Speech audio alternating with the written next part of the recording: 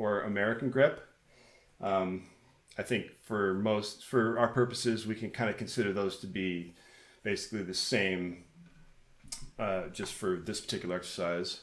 So again, doing that, it's more of putting the stick in that channel, because if you're at the very tip of it, there's too much tension in the hand to access these back fingers. So you really have to get the stick a little bit further up here and make sure that that hinge is stable, and then you can work on it with all these different fingers.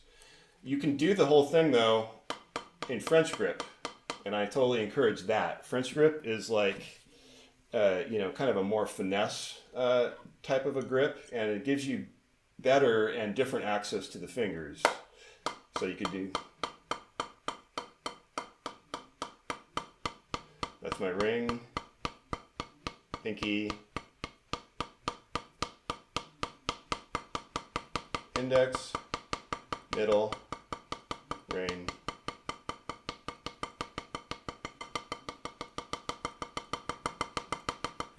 Switching to the fours.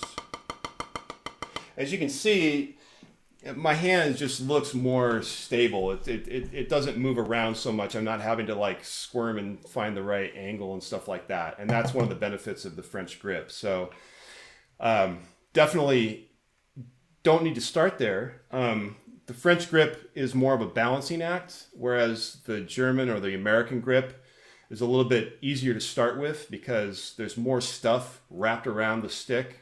There's a little bit more sense of control that way, generally speaking.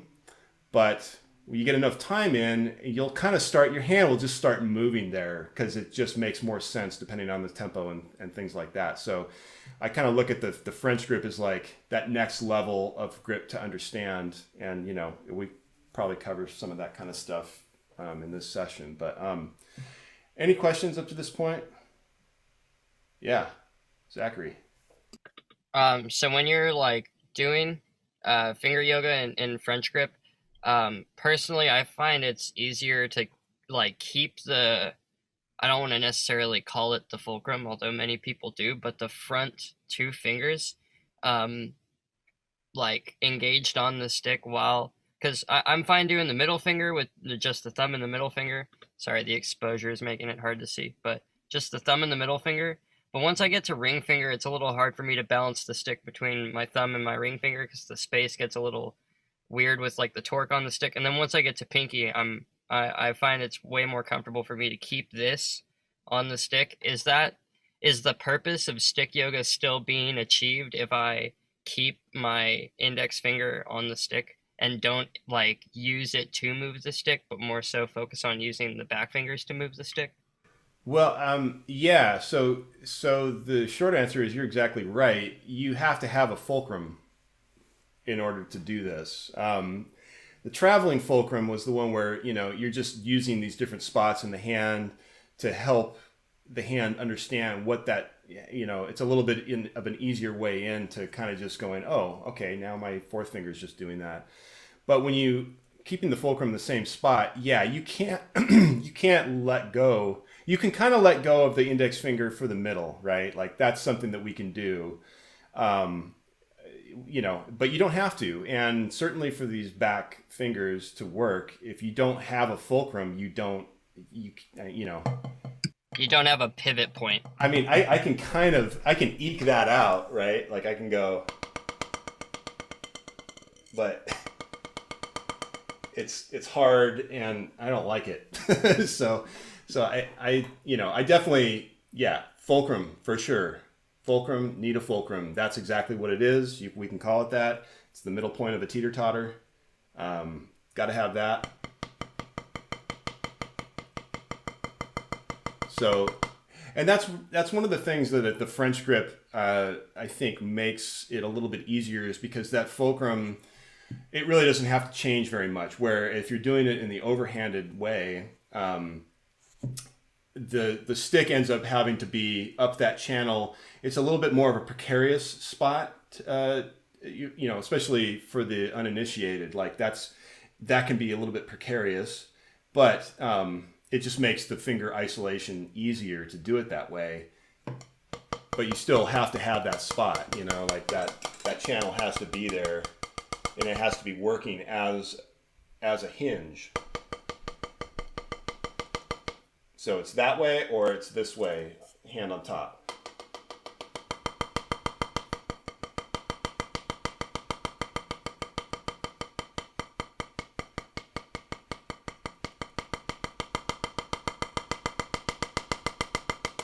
And as I was saying before, like the French grip is a little bit more, it's a little bit more delicate. It's a little bit more about balance because the hand is sideways. So rather than having the meat of your hand on top of the stick to help control flailage or, you know, just out of control motions, all you have is your thumb. This is totally open. So at any point, the stick can just fall off the track into the ditch. So it takes time and practice to become comfortable with the French grip. But you know, I think the applications there are just, they're endless. And so, you know, a lot of you guys know Nate Smith, right? And you know, one of the things about Nate Smith is that right hand. I mean, that thing is just a train, you know, he has this right hand, but you know, when I see him, it's usually French grip. You know, he's doing that in French grip, and you know, just through his hours of practice, you know, like the motions, like the little finger control sort of motions versus the wrist, that's all happening at a pretty small level, but I'm sure it's all happening. You know, it's just being handled by an expert.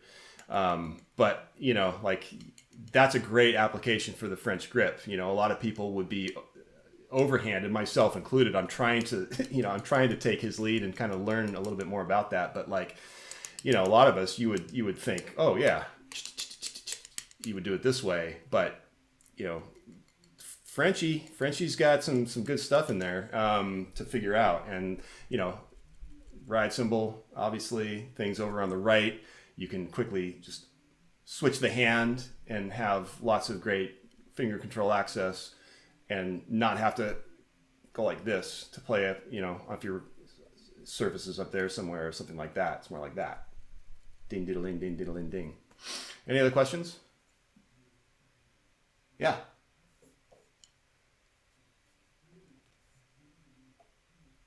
You're still muted.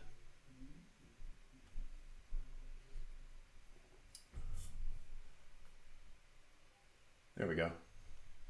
Oh, we had it. We were right there.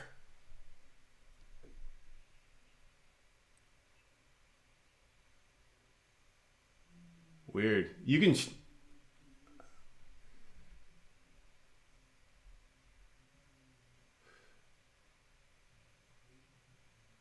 That's so weird. You can type it into the chat if you want, Tanner. Any questions while he's kind of working on that? Anybody else have anything? No? Okay. Yeah, keep trying to work it out, Tanner. We'll come back to your question whenever you get your audio figured out. So that sort of, you know, that 4-finger walk down is like kind of a level 2 way to go at the finger control. And then the last one that I want to share with you is just a simple, like, you could either use that grinder exercise, the 1, 2, 3, 4, 5, 6, 7, 8, or you can start at the 4s, for instance, and just try to use all the fingers that you've just spent all this time isolating one at a time. You just have to pick a tempo where the 8s are doable. Definitely not doable there for me. I spend a lot of time under 60 BPM, and I highly recommend it.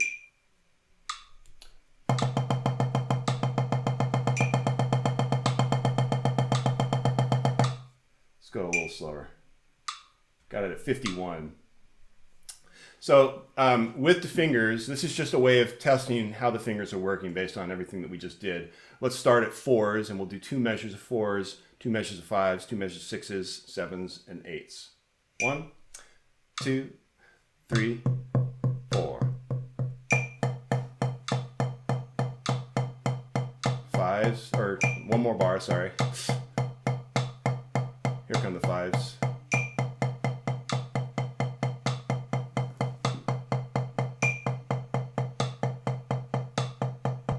Sixes.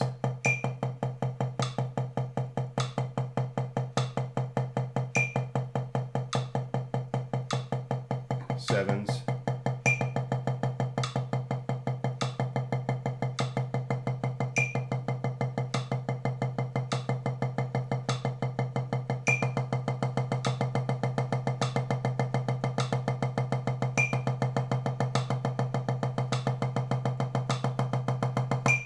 Okay. Raise your hand if that tempo was doable. Okay. It's kind of, sort of. Let's try it on the left hand. Let's try it matched. See what happens. 2, 3, 4.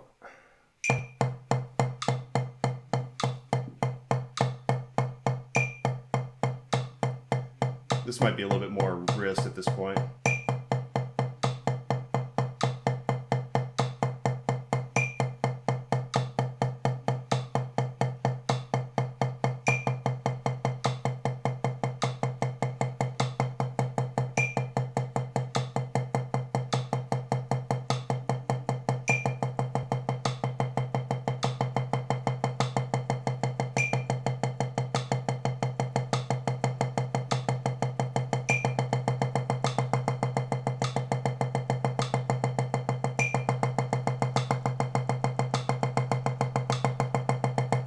So,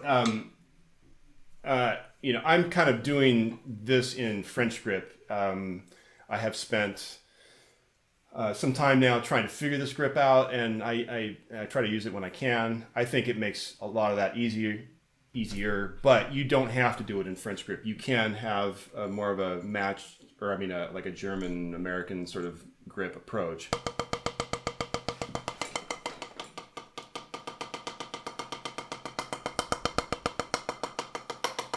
And if that's your grip, if you're sort of more the flatter hand, if that's what you're comfortable with, that's great. What you'll want to do, if you're not hanging at this tempo, which this is pretty fast, we should probably slow it down. I mean, it's fast for me, and I've been doing this for a while. You know, I'm also using 5Bs. So we'll slow it down a little bit. But on your own, pick a tempo, like start at the 8s and go, okay, where's the tempo I want to land at? Where do I think I can get to? And don't, you know, like if you pick the absolute fastest possible tempo that you can play, that's still not going to work because you'll have tired that hand out by the time you get to the 8s. So, you know, start where it's like, okay, this feels good, I can play this. And then shave like 25% off of that or something like that. Like shave a few clicks off of that to give yourself a little room, because I think it's one of the things that I've learned and that I continually have to retell myself, because it's very easy to fall out of the good habit here, is to start from a place of comfort. If you start where you can barely achieve it, or you're sweating by the time you get to the end, you've just kind of wasted a little bit of your own time.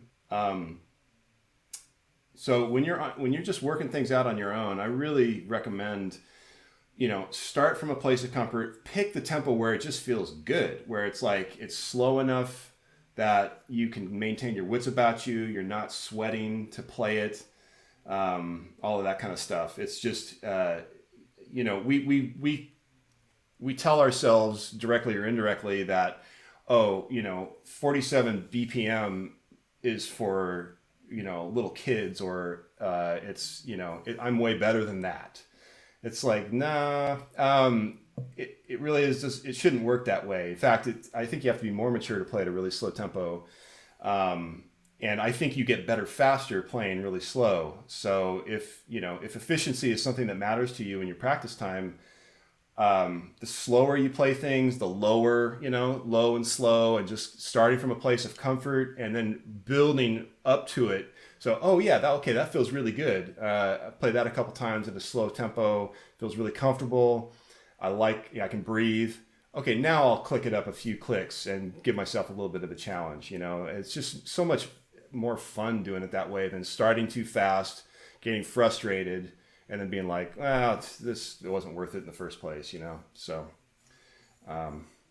just a little soapbox moment for me. All right, let's do the same thing. Let's go back to the right hand, and you know, this is a little slower. Ready, go. So this is just 4s. And you're really just trying to, I'll do it more of a German American. 5s.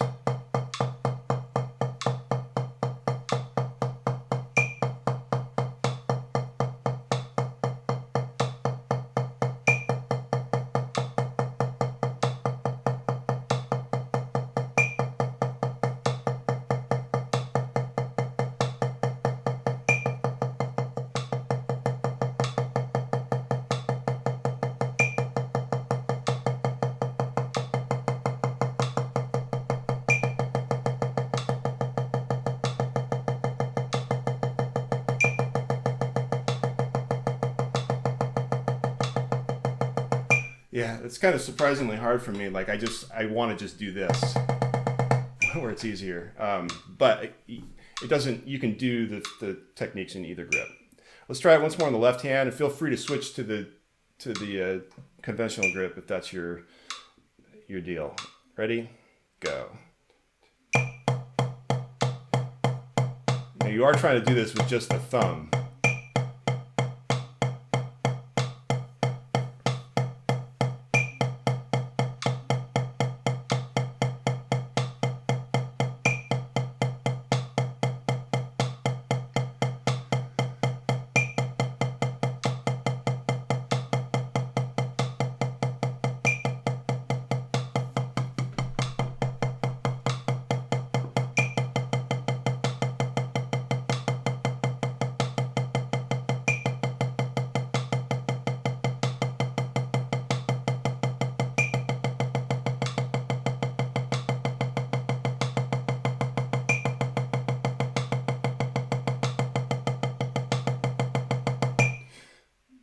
Kind of wanted to take a moment to reiterate that you can always just fold your thumb over on top of the stick. If that's easier for you, might be for some people. I think there's benefits to kind of doing both. Along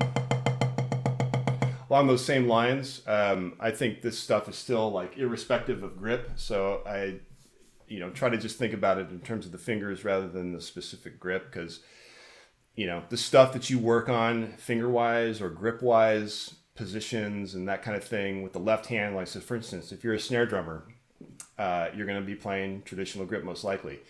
The more that you work match grip positions, the better your trad hand's going to be. The grips, they all go into, the sort of the grab bag of tools, and by working different match grip positions, you're increasing your ability to stretch, you're increasing flexibility with the left hand, and you will by no means be wasting any time by working match grip positions, And, along those same lines, those of you who are not snare drummers and just play matched, that's your gig. Working your traditional hand, it's not going to be time wasted. It's still the same hand, it still has the same fingers, it still has the same blood flow, and again, you're just increasing your ability to stretch, and you're just giving, there's just going to be a greater sphere of tools and like things that your hand will be able to do, no matter what your home base sort of grip is. So I wanted to make that point. Okay. Actually, I do have one question, or Yeah.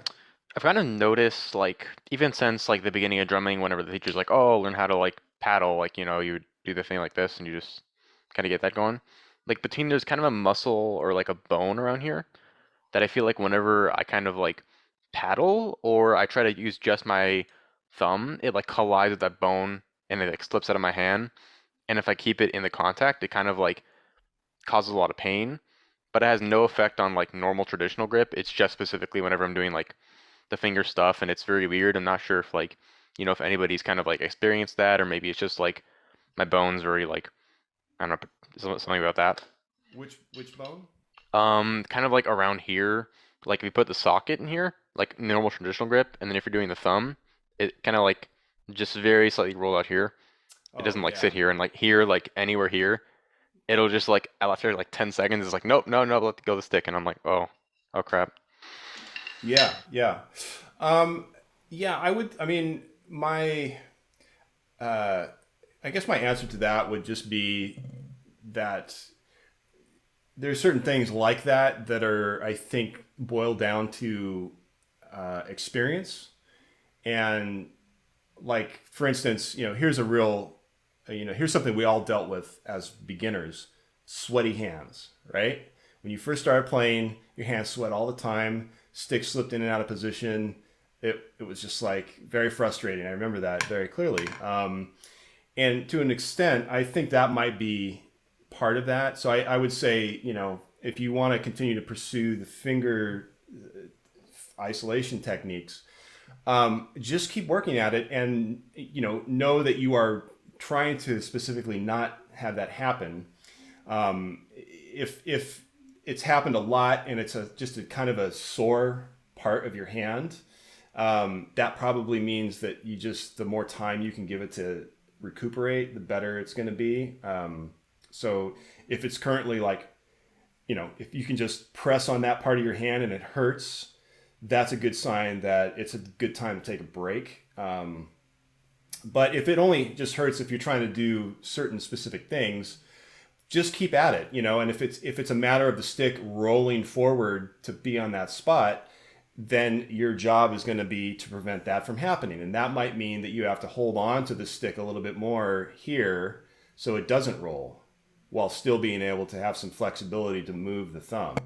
Yeah, one of my solutions I've had like recently is I would usually think of like, I'm gonna kind of like maybe have to like grip it a little more so I can pull it in more, so that way it's not gonna like roll out and hit the bone. But it's kind of weird because I noticed like it's not a thing that like even in the 2 years I've been drumming has gone away no matter how much I worked on it. It's always like, unless I'm like doing that thing and trying to like really like get the stick in the spot, it somehow like just that part's like kind of like this bone, and it just, I'm not sure. It's something I think like, I don't know if it's just me or like a time of playing thing, because it's, and then I'm saying like I've been working on it too, and it's not just like, I'm gonna let it go and just not work on it ever. So I don't know. It's just throwing it out there, seeing maybe you had some kind of answer for that. No, I mean, I wouldn't have a perfect answer for you, just because it's kind of like, that's going to be one of your things to figure out. It's figure outable, I'll say that. As far as what you would need to do, I wouldn't want to prescribe anything and be wrong. I would just say that there is a way out of it. It might just take a little bit more time or some more focus. Like if you're used to doing these kind of exercises absent-mindedly, or while you're doing something else like watching TV, which I do a lot of. I love padding it up in front of the TV. It's like one of my favorite things. But that might not be the time to do that particular thing, because you might be doing something as part of being distracted. I mean, I'm not saying this is what your case is. I'm just saying this could be a likely scenario, right? Where you're like not exactly thinking about it, and that stick is kind of moving out, and then it's causing some fatigue that you don't notice until it's already a little bit late in the game. And now it's like, oh, that hurts. Okay, what am I doing wrong? It's like, well, you might need to go at that like very consciously, and just like, just again, my attitude is it's all doable at the right tempo and the right height. So just back it up, go back to first principles, just maybe spend some time doing it really slow, where it's not hurting, where you're starting from a place of like, okay, this is right, this feels good, and that's maybe enough for that session. Okay, this is all I'm gonna do. Like you'll still get lots of benefit from even just sitting there and doing that at a really slow tempo. So anybody else have any questions about finger stuff? I was Can you gonna. hear me? Oh yeah, I can hear you now, Tanner. Yes. Oh, got it. Yay. Okay, so a couple of years ago, I had a teacher, and she was talking kind of about this, and she said one thing about with your left hand in traditional, with your thumb and your pointer finger, that if you can like mess around with them and play like with both of them, playing like rudiments and stuff, that it would help. I don't know if that's true or not. I wanted to ask and see your opinion on that. Yeah. I mean, for sure, it's possible that that helps. This is all kind of like really personal stuff, and it has to be personalized by nature. So, I think my main thing that I wanted to impart is just that doing finger isolation stuff is great. How you do it, I mean, there's as many ways to do it as you can be creative and think up. I do a lot of that. So like, for instance, that master stickings exercise that I showed you guys, which is this long string of different stickings. One of my favorite things to do is I do that with my two fingers. So I go singles, doubles, singles, inverted doubles. So my index finger is like my right hand. My middle finger is like my left hand.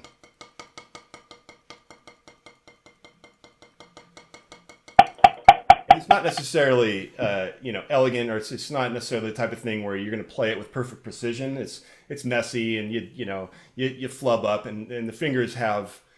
It's a really interesting coordination exercise for those fingers. Like it's always like kind of shocks me how I'll just get off.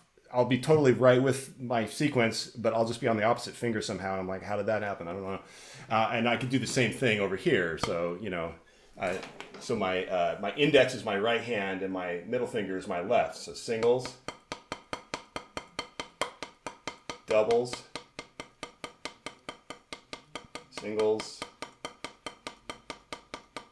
inverted doubles.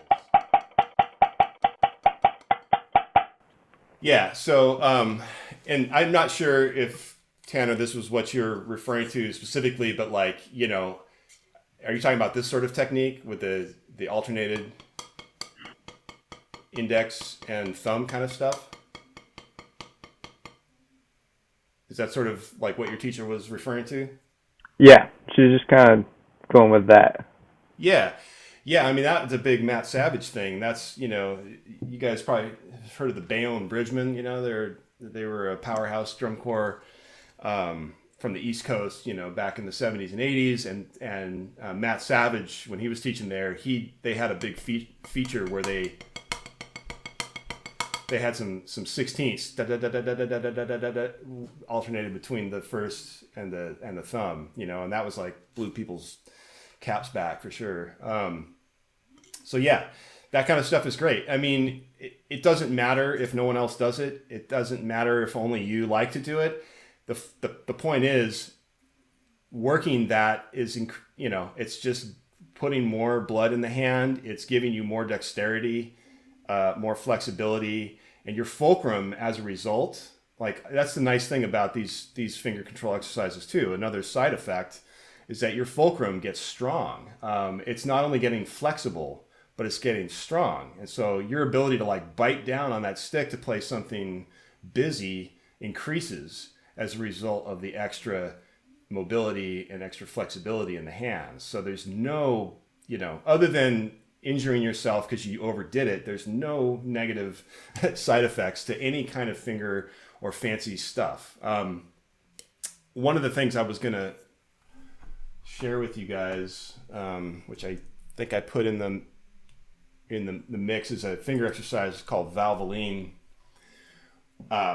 which really is kind of just what we were talking about. It's kind of a good segue. So Valvoline, it's called that because it's like based on it's another JoJo based thing. He has this what he calls the valving technique. It's just like brass valves where you're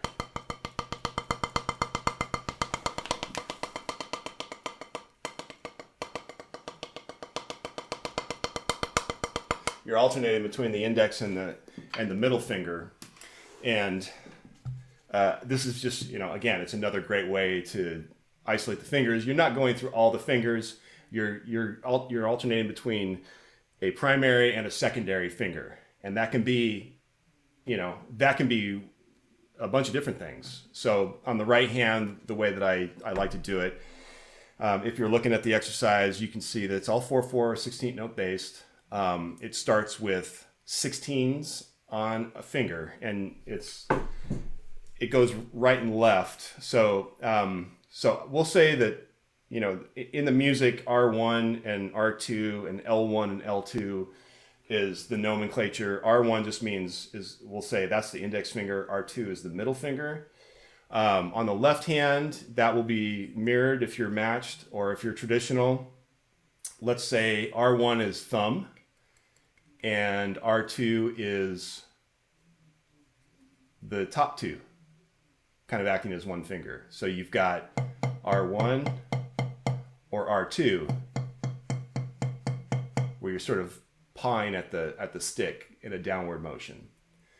And so it's a sequence that, starts big and reduces in logical progression. So it's 16 on a hand. So R1, 1, 2, 3, 4, 5, 6, 7, 8, 9, 10, 11, 12, 13, 14, 15, 16. And then L1, which is thumb, 1, 2, 3, 4, 5, 6, 7, 8, 9, 10, 11, 12, 13, 14, 15, 16. Then R2, which is middle, 1, 2, 3, 4, 5, 6, 7, 8, 9, 10, 11, 12, 13, 14, 15, 16. And I will reiterate that this could be just the middle finger, or it could be middle on back,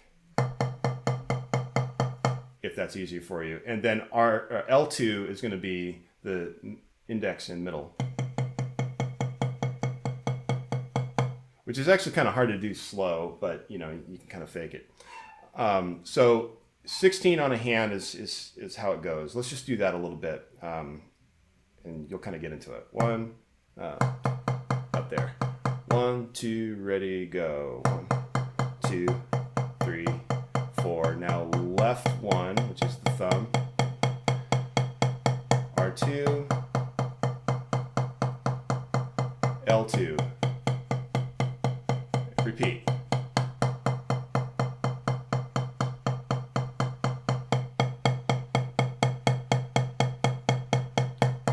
This is the middle,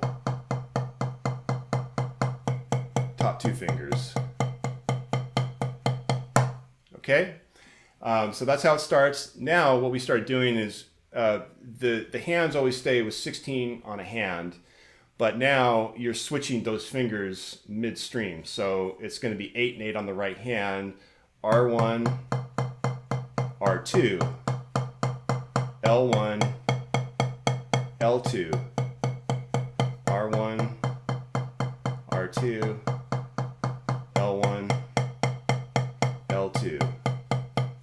Index, middle, thumb, top two fingers.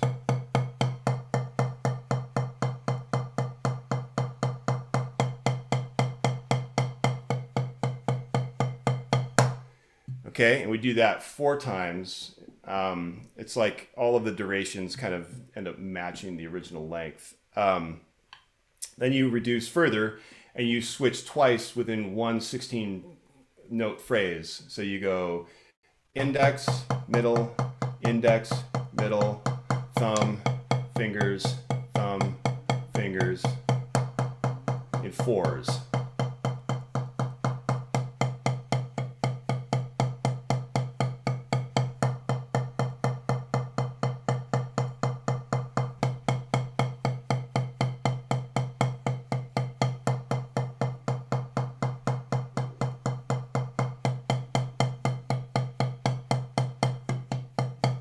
Okay, then you reduce it again and you go 2 and 2, which gets significantly more challenging. So it's index, middle, index, middle, index, middle, index, middle, thumb, fingers, thumb, fingers, thumb.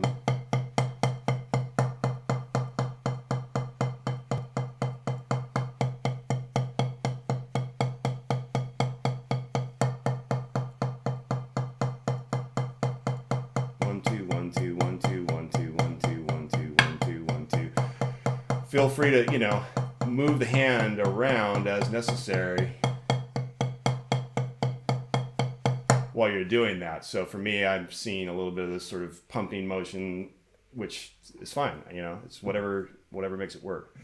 And then last but not least, one stroke per finger. So 1 2 1 2 1 2 1 2 1 2 1 2 1 2 1 2 1 2 1 2 1 2 1 2 1 2 1 2 1 2 1 2 1 2.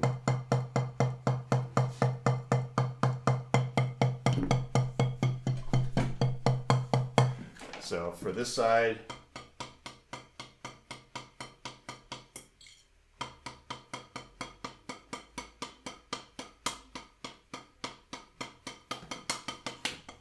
and for this side,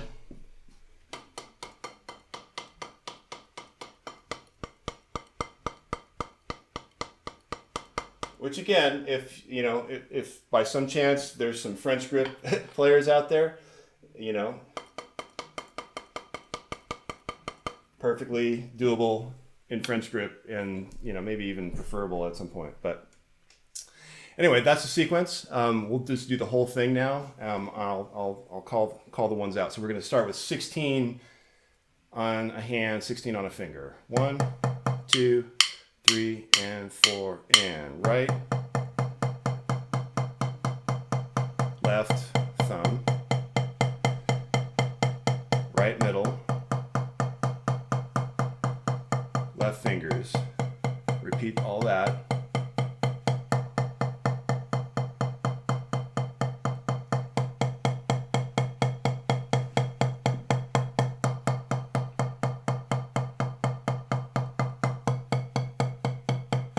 Now going to 8. 1 2 3 4 5 6 7 8 switch. 1 2 3 4 5 6 7 8 switch.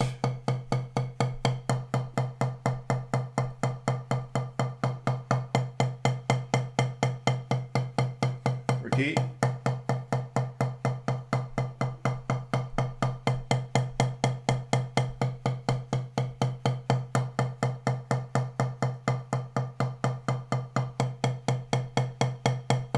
Fours. 1 2 3 4 1 2 3 4 1 2 3 4 1 2 3 4. Thumb, fingers, thumb, fingers, index, middle, index, middle. Repeat.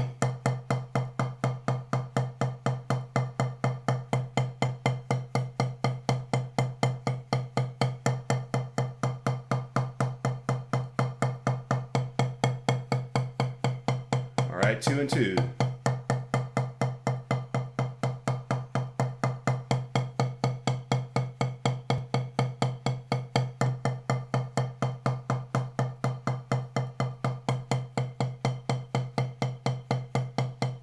Repeat. Index, middle, thumb, fingers,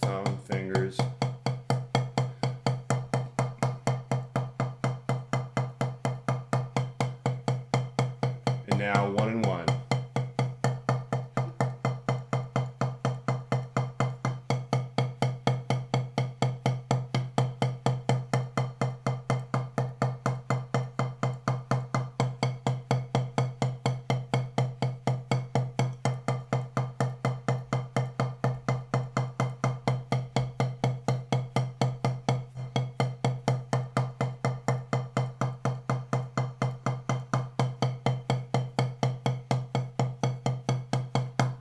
And the nice thing about this is it is a lead-in to some push-pull techniques. So for instance, the right hand, if you do it long enough, your hand, and I'll just admit that I haven't really worked on this for a while, so I feel a little bit rusty, but you do it long enough and your hand settles into a little bit of a kind of motion. So it turns into a little bit of that after a while, just by dint of repetition.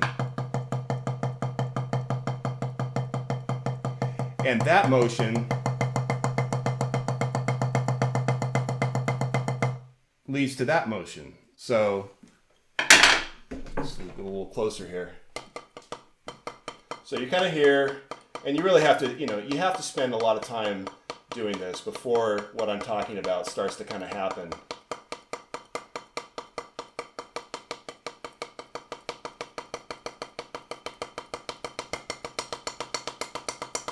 So like JoJo does a thing where he just alternates back and forth. So he goes like fingers, and then the full push pull.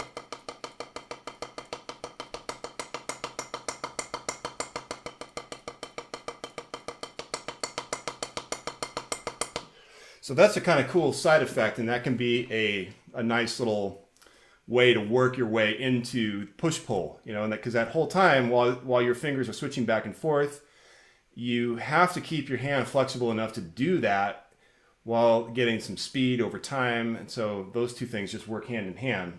For the left side, it happens as well. There's different push-pull techniques on the left. The one that comes out of the way that we just did this is that one, which Buddy Rich has definitely done on numerous occasions on video that you can find. But it's, so, you know, the Valvoline exercise, we were doing this, right? We ended up here. And over time, you know, you can like totally keep your wrist. And again, I like to sometimes bring the pad to me rather than my hand down to the pad because it's a little bit easier. So bring the pad up, and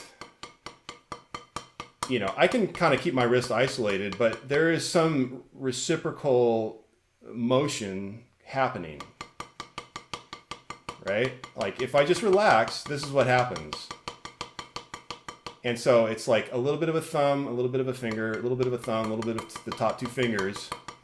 And over time, the thumb sort of disappears, and it's the motion of the wrist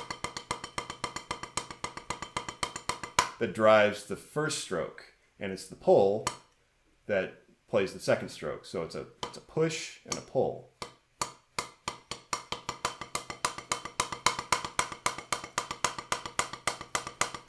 And that motion begets that motion. So this one, this is all kind of like one thing begets the other. This sort of leads to this, and that leads to that. And both of those are low impact, fun, rebound based, you know, motions that anybody can learn. And it's just, you know, like, that might look crazy. One of my friends said this looked like his name for this was like Kermit the Frog laughing. Whatever that means, but it always stuck with me. But you know, that looks crazy. It's actually really easy to do, and this isn't hard either. And it's, you know, again, like these aren't things that you're gonna like go out and use on your next gig, but they are great for teaching release and teaching rebound, and you know, those are things that all of us can use. So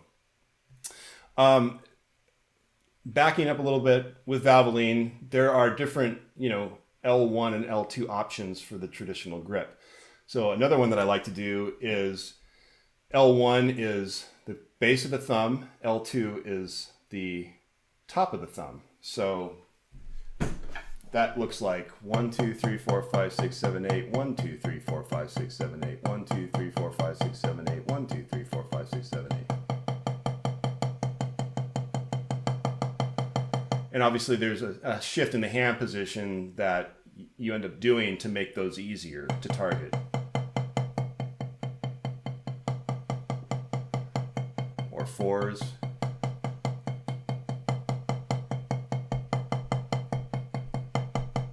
Twos. Those are pretty hard actually.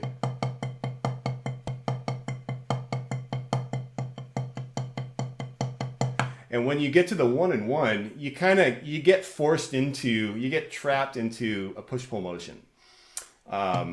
You know, because you're not doing, it's less of a straight up thumb stroke for that one. it's more of like your hand kind of just rotates in, and what would have been the tip of the thumb stroke is the pulling motion. So it ends up looking like that. So 1, 2, 1, 2, 1, 2. Here's the 2s. Whoops. There we go. It's kind of a hard thing to explain. It's like if you do it long enough, you're gonna wind up there, basically.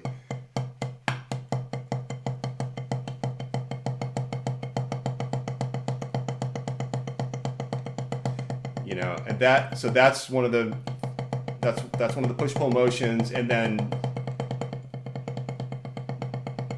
you can reduce that further with just the crook of the thumb. So I don't know, these finger exercises have just been, I've just noticed through accident that they kind of they lead to these other types of push-pull techniques. Questions? No questions. Okay. I do have one question. Yeah. I get a lot of different opinions on this. I don't really know what to think myself, but I hear a lot of people talk about like flexibility in the left hand and stretching. Because at least me personally, I'm not super flexible. Like my natural range of flexibility would be like maybe here. And like if I wanted to and I stretch just a little bit before I play, I can maybe push it up here and get it like with the rebound.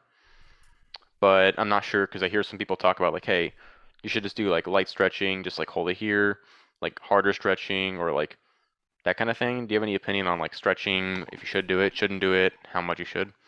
Yeah, I do. I have strong opinions on that. The best way to stretch that out is to just not force your grip to conform to the same position the whole time. Open that sucker up. So let's say, you know, you're just warming up and you're used to doing this. So I'm keeping my fingers on the stick or mostly on the stick, but that just feels awful at this stage in my playing. Now, I understand that like in drumline environment, we all want to look the same. But I'm just saying like as an individual, who is looking to expand his range of motion, the best way to do that and the best way to stretch that puppy out isn't, in my view, to do this. It's not that that's bad, but do it while playing. Just let the stick go. Look at that. I'm getting past vertical motion there, and it's Yeah, I understand what you're talking about that, because at least when I play personally, a lot of the times I'll sorry, I just got something stuck. Like I'll be like, oh, like just, and I know somebody else who used to give me some lessons, like who before he got like super into it, and he would like let go just a little bit, and he's like really good. He's one of like the Vanguard piece, blah blah blah blah blah. And I remember like right afterwards talking to anybody else, they're like, never do that. And then my other teacher's like, literally, if you let go of this, I'm gonna like beat you up or something. I'm like, whoa. And he's like, do not let go of this grip. And it's like a lot of people kind of share those opinions, and I'm very like conflicted on it because it's like I kind of like being a little more like lenient with it, just a little bit, but I can also understand, you know, like needing to stretch. So I don't know. Yeah, no, I mean, then these are the topics that continue to resurface in our activity because it's like, you know, function over form and, you know, uniformity over sometimes sound quality or things like that. There's nothing wrong in and of itself with saying, you know, hold on to the sticks, but it's not the end, you know, it's not the end of the conversation. It's like, yeah, you can train yourself to, you know, be, you can turn some isolation on. So like, in other words, holding on to the stick cuts out a certain amount of rebound. It cuts out a certain amount of range of motion. One way to look at that as well, I'm going to hold on to the stick and I'm just going to, and just, you know, I'm going to eke those range of motions out. That feels terrible to me. I've learned a long time ago that for me personally, my attitude is that I always feel better. I have a better time. I play better and I sound better when there's air in what I'm doing. So, you know, I have the luxury of not having to conform to anybody else. so I just, it's loosey goosey, and I'm just saying, like, if you want to increase your range, that is a great way to do it. I'm not necessarily saying like when you get into your drum line, and it's like showtime and you're in the parking lot, that's the time to whip out the get as far back as you can by letting go of the stick moment. But when you're on your own and you're just like, I want to just see what my stretch is like, just play and let go. And as long as you have a nice fulcrum that is not doing the kind of thing you were talking about earlier, where it's shifting around and kind of that sort of thing, like if it's seated well in that pocket, just playing some, there's my grip. That's going to be, I'm going to get the best sound doing that. It's the most resonant sound. There's stick resonance in that sound. The whole pad is vibrating. Second I hold on, where'd the sound go?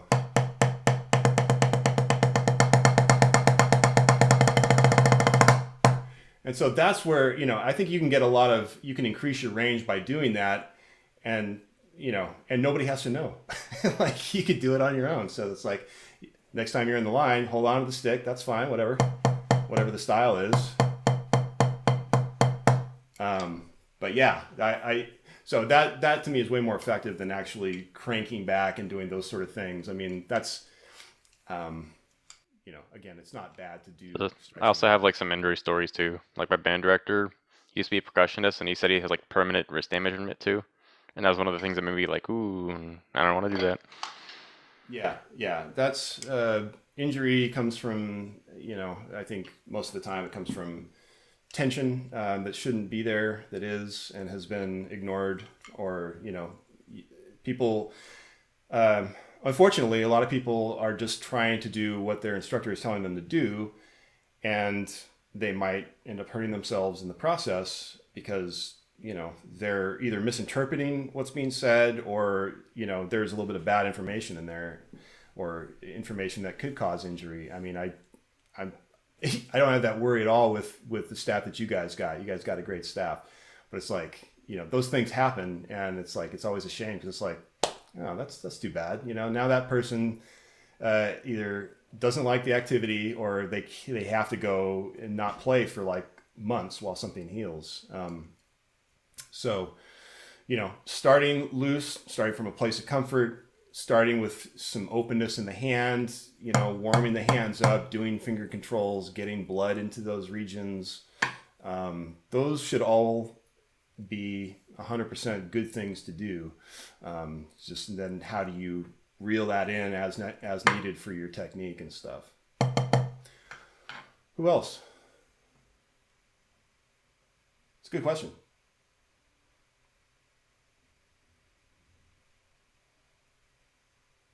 Yeah, alrighty.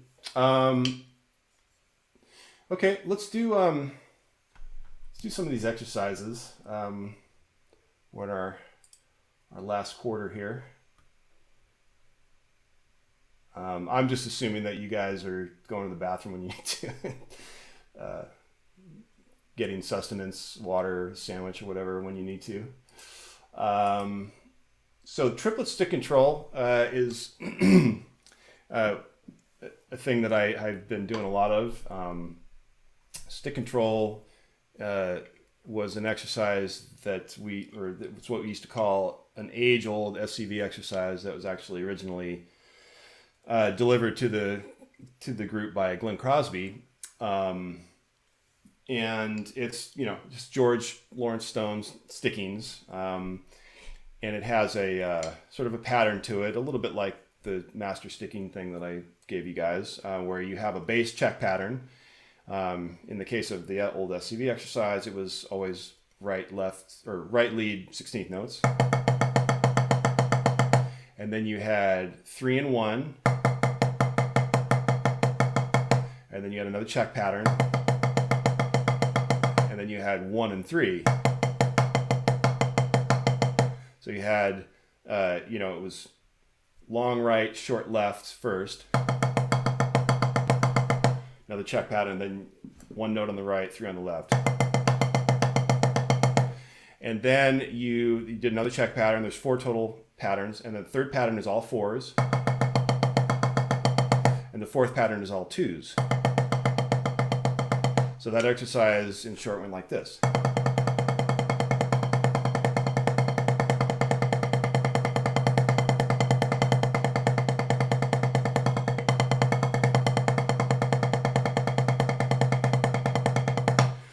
And so the triplet one that I passed out is very much in line with that, but it's just all based on sextuplets.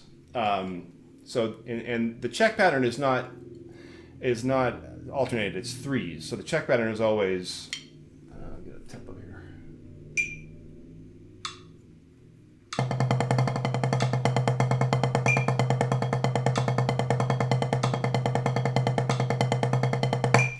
Slow that down a little bit. So that's always the check pattern.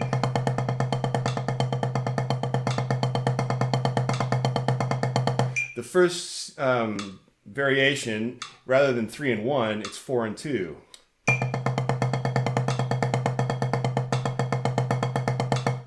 Okay, 1, 2, 3, 4, 1, 2, 1, 2, 3, 4, 1, 2. Everything's based in 6.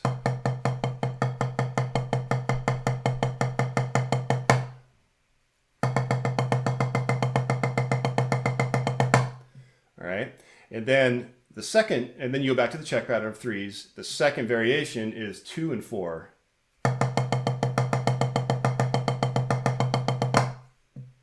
Okay, and the third variation is all 4s, which is polyrhythmic in like a 12/8 sort of feel.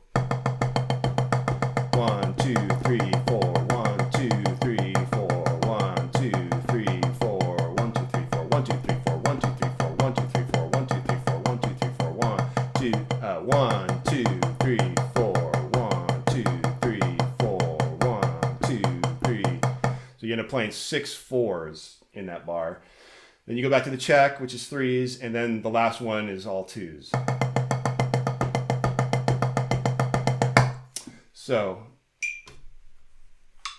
let's see. I'll speed up the met and we'll just half time it.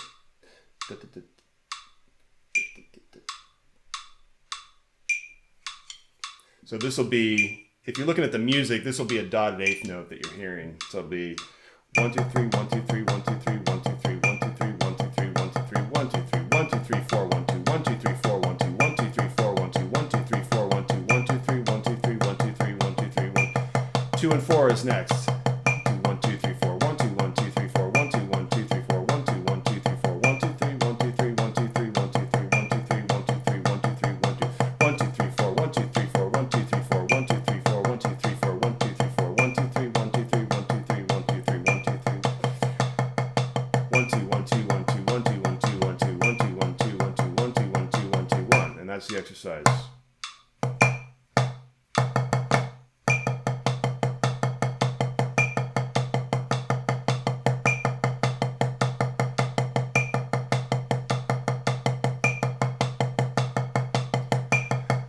Two and 4.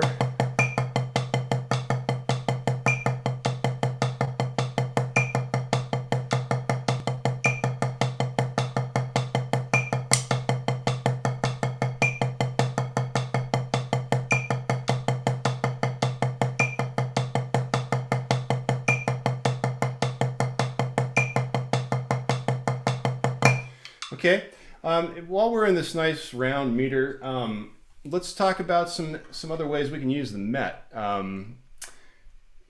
You guys might be familiar with a concept like drop clicks, where you have your metronome app shuts the sound off for a period of bars to put you on your own for keeping the time.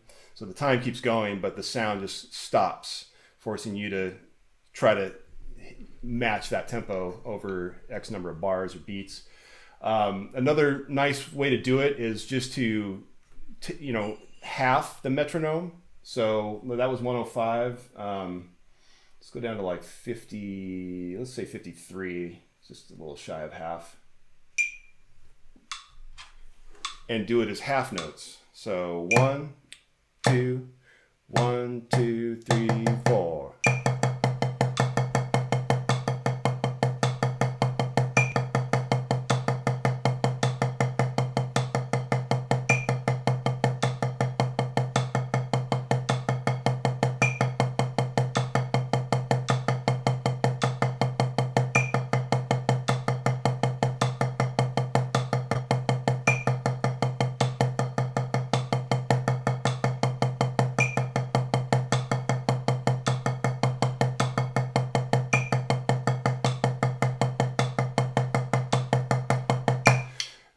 So yeah, those aren't actually half notes; they're dotted quarters in the meter that it's written in. But same idea. You're just having the frequency. Let's do it again. Let's go all the way down to 27, something like half.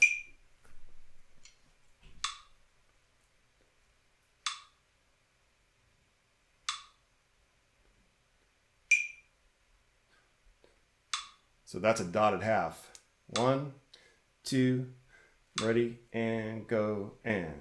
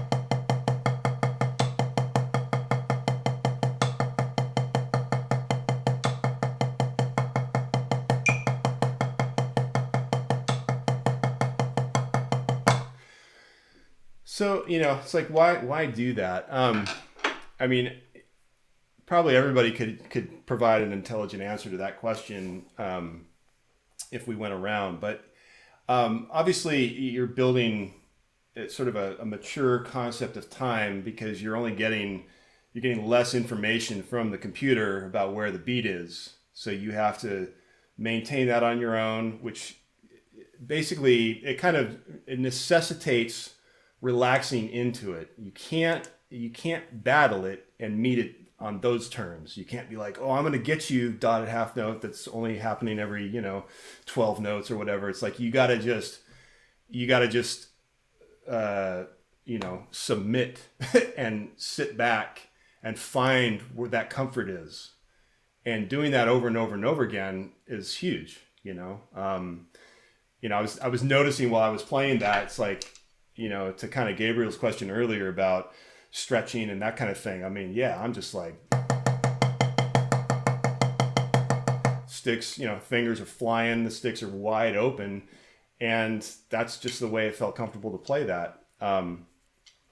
But the thing about like doing drop clicks or reducing the frequency of the click to make it more on the player to meet that,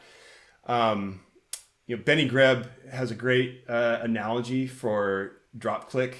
If you guys have his, what is it, Art and Science of Groove, one of those, I think that one. He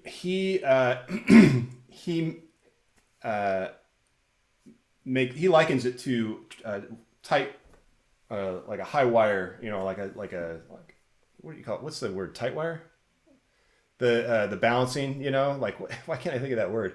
They got the pole and you have to walk the wire, right? And so it's like those people that do that and do it well, you see a little bit of wobble, but you don't see a lot of it, and it just looks so easy, and they just look very calm. And his thing is, or the analogy goes, there's actually just a multitude of micro adjustments that person's body is making to keep them in balance. Just they're so small you can't see them. So it looks to us like they're just have this gift, or they're walking in the middle of the air. It's like you can't see the adjustments, but they're happening. Whereas a brand new person that starts out with one that's like 2 feet off the ground, they just look like a cartoon character falling over and over and over again. They flail. The adjustments that their bodies make, because they don't have the experience, are wildly chaotic and out of control. And, that's something that should be relatable, because if you're playing a passage and somebody's a little bit slower, they fall a little bit outside, what's the worst thing that person can do to recover is just like careen way too far the other way and make this huge adjustment to get back in the sound. And we don't want that. We want smart micro adjustments, and we want, you know, more people making those smart micro adjustments more often to keep things in the groove and keep the pocket locked in and keep it together. So working with drop clicks is a great way to build that muscle. So I would highly encourage you guys, as you're working on show music or your exercises and you're really trying to get a command of it, go to a drop click. Okay, let's try it. What we were doing wasn't exactly a drop click, but let's put one in.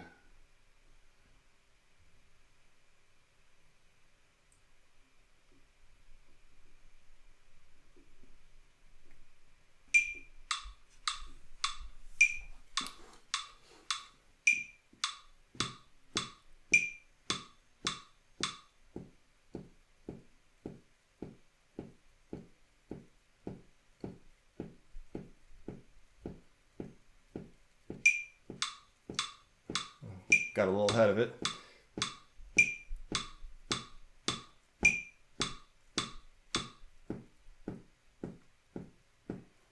So let's try the exercise. 1, 2, 1, 2, 3, 4.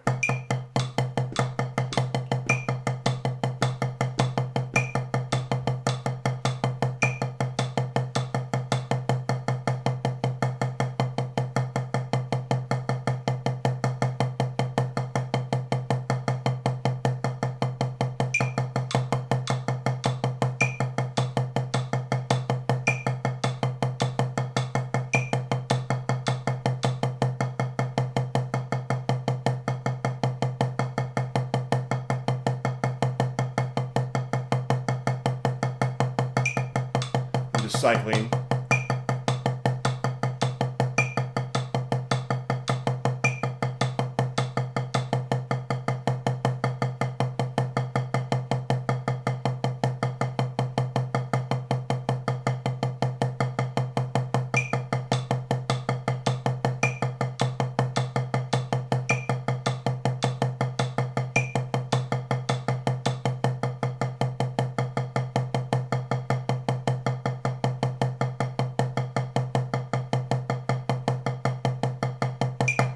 Oops. Yeah, so, you know, it's when you first start working with that kind of thing, it can be pretty frustrating, but it's so good for you because it will just force you to have an opinion, you know, and having an opinion about tempos, that's priceless right there. So definitely encourage that.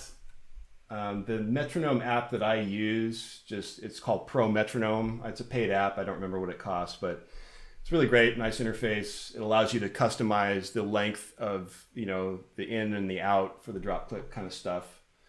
But let's do one more technique. Let's make the click something besides a quarter note. In fact, I'll turn off the pulse. So let's make that the upbeat triplet. And if, you know, that means like this. 1, a 2, a 3, a 4, a 1, a 2, a 3, a 4, a 1, a 2, a 3. If you're new to that kind of thing, here's one way you can get into it. You can just start playing triplets and start accenting. And then move the accent to 1 after the click.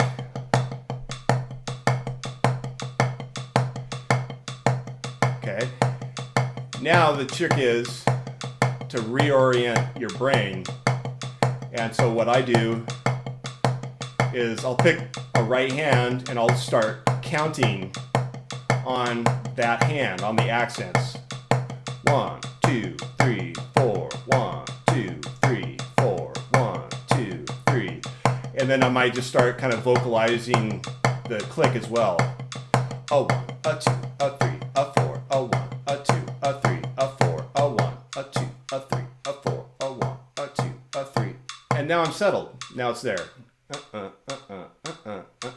now we can play 1, 2, 1, 2, 3, 4, 1, 2, 3, 4, 1, 2, 3, 1, 2, 3, 4, 1, 2, 1, 2, 3, 4.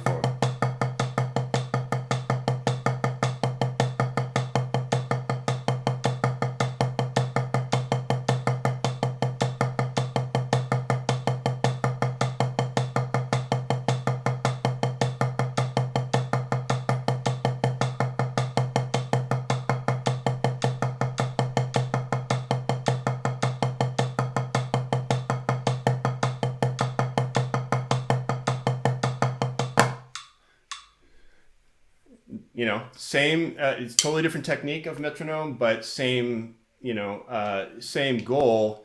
It's causing you are having to manufacture the feel now, because you want it to be, depending on what you're playing. If we were playing something that was duple based, we'd want that to be like an upbeat 16th note, or maybe just a straight offbeat 8th note, maybe even the E. That's pretty challenging. For a lot of people, it's challenging for me. Let's try it. Let's try to make that into the second triplet and play the exercise. So I'm gonna find my way there the same way I did before. But basically, now what I need to do is change my accent to the one before the click. And now that I've got that, I'm going to start counting on my right hand. 1, 2, 3, 4, 1 and a 2 and a 3 and a 4 and bam bam bam bam gang gang gang gang gang gang gang gang gang gang gang gang gang go 1 2 1 2 exercise go.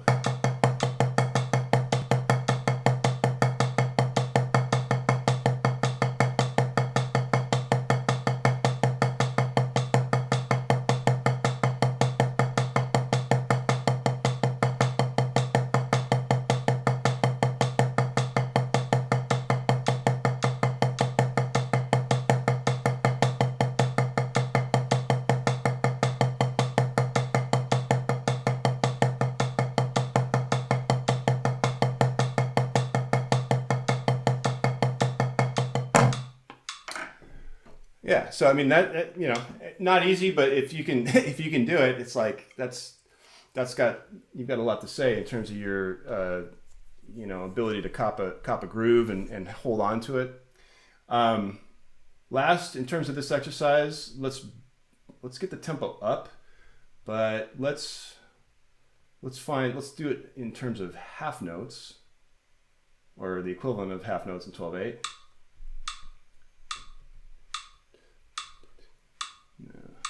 Let's go slower.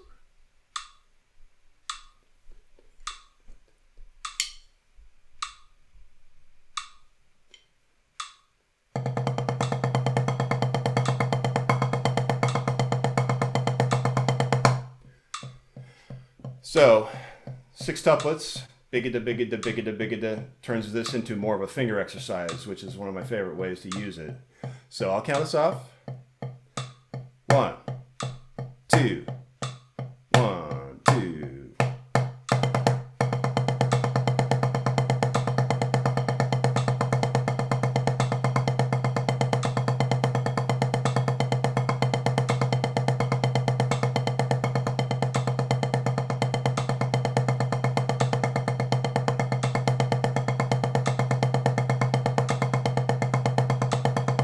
Cycle.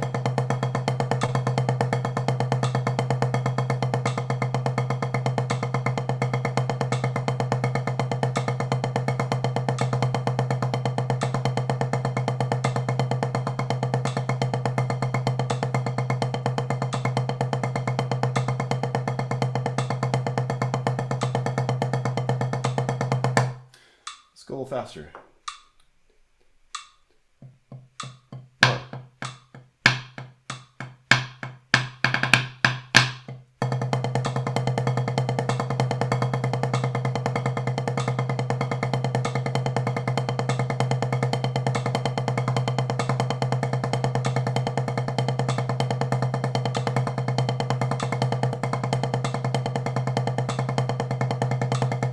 repeat it.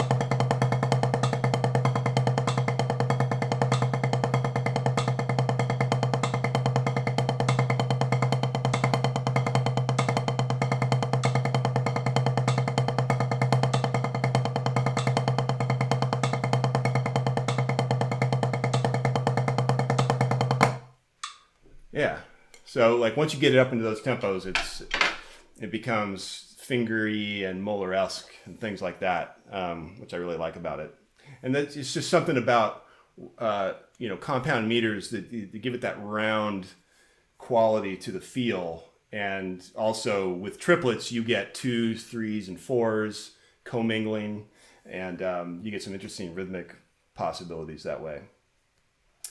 Questions?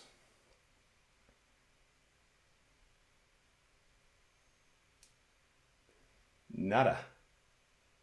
Yeah. This is a seemingly random question, but Sabian and I were just messaging about this during when you started talking about displacement. Yeah, I'm gonna call him out. Do you know who Matt Garska is, the drum set player? Yeah. When you were talking about displacement, I guess it reminded him of like he's talked about displacement a lot, like metronomic displacement and like making the of 2 your new 1 or whatever, Yeah. So yeah, Yes. it's just Yes. Absolutely. Yeah, there's a lot of different ways you can do it. Like one of the things I think is fun for me,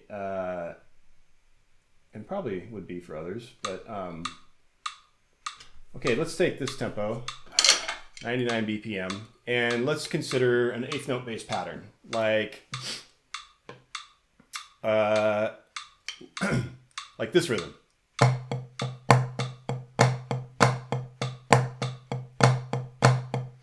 Just hand to hand flams.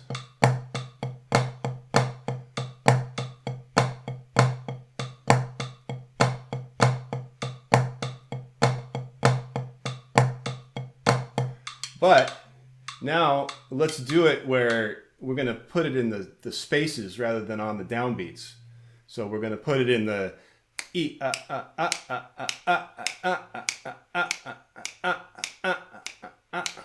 So the same pattern.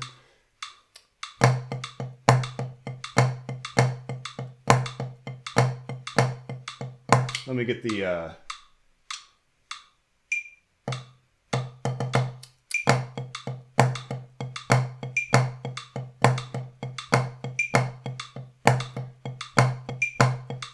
and then so do it 4 times one way and then 4 times the next.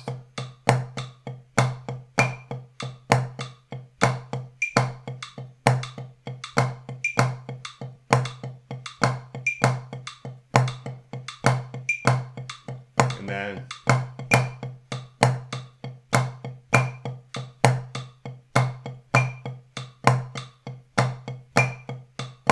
and then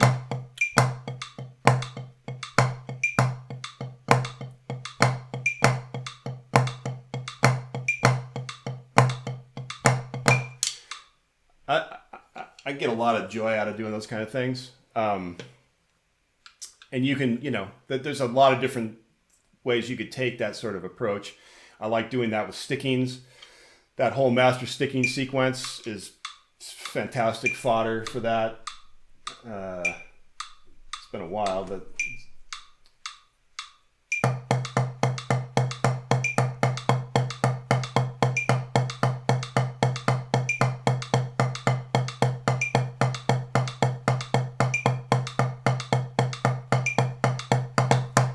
yeah, so just displacing those.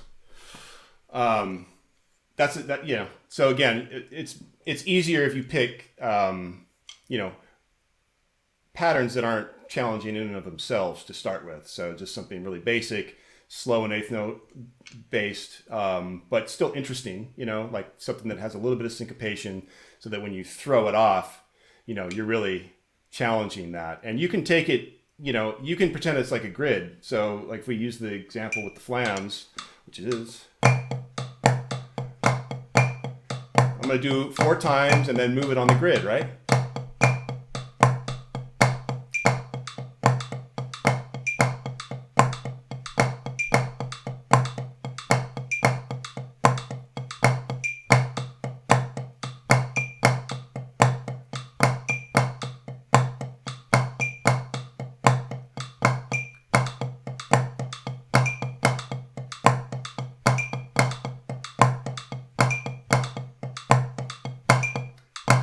Whoops, I think I screwed it up there. But you get the idea, just moving it down a 16th note and seeing what happens. You know, like how far down the rabbit hole can you go before you're just like, whoa, you don't know where 1 is anymore. I love those kind of like things to do. There's another, while we're on this particular rudiment, here's another fun way to work on some flam accents. Just straight up 4/4. And then maybe around there. And the exercise is all flam accents all the time. No point in my doubling or changing my sticking. It's just that, but I'm gonna move it. Let's move it between 8th notes and triplets. So it's kind of like that grinder exercise where the Paradiddle that we started today with, keeping the sticking of 1, 1, 2, 3, 1, 2, 3, and doing all those different note values. This is very similar to that, but we're not going through all those variations. We're just going back and forth between 8th notes and triplets, and let's do 2 bars of each. So that would sound like this. If I start with 8th notes, like this. So 1, 2, 3, 4. Now triplets. Back to 8th notes.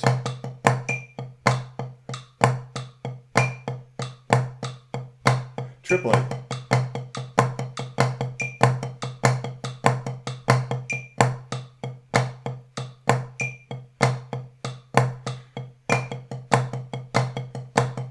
And now we're back where we started.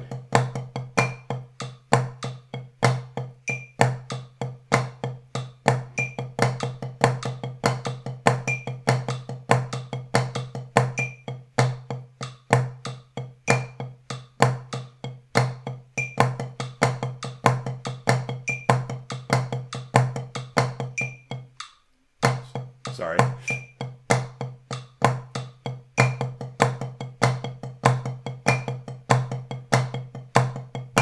So, does that make sense? It's same sticking, but you are moving around in the duple so that it puts you at different starting points on the triple, and that challenges your sense of control because you have to know how to put the brakes on or give it a little juice at the right moment. You could do the same thing with 8th note triplets to 16th notes. Let's do that version. So we'll start with cha-ta-ta triplets. 2, ready, go. 2 bars of each. 16th notes.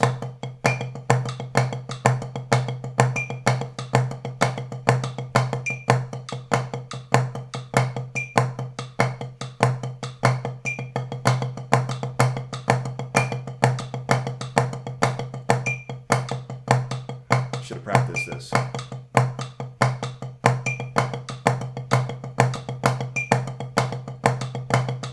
Back to where we started.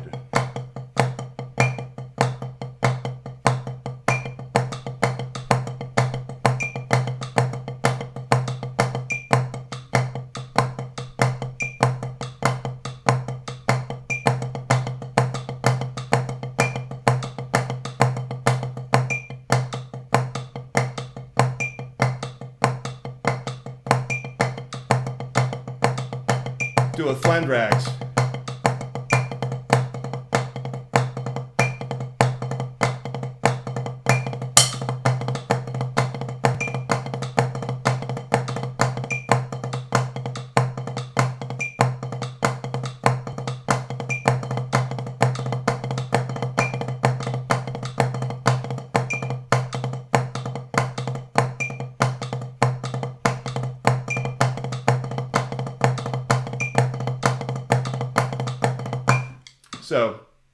that's another one of those things that's just kind of a fun little template to run groupings that are based around threes through, because it will move in a duple environment and just lead you to some interesting rhythms depending on what that is. So for instance, you could do that with Paradiddle diddles, because that's based in threes.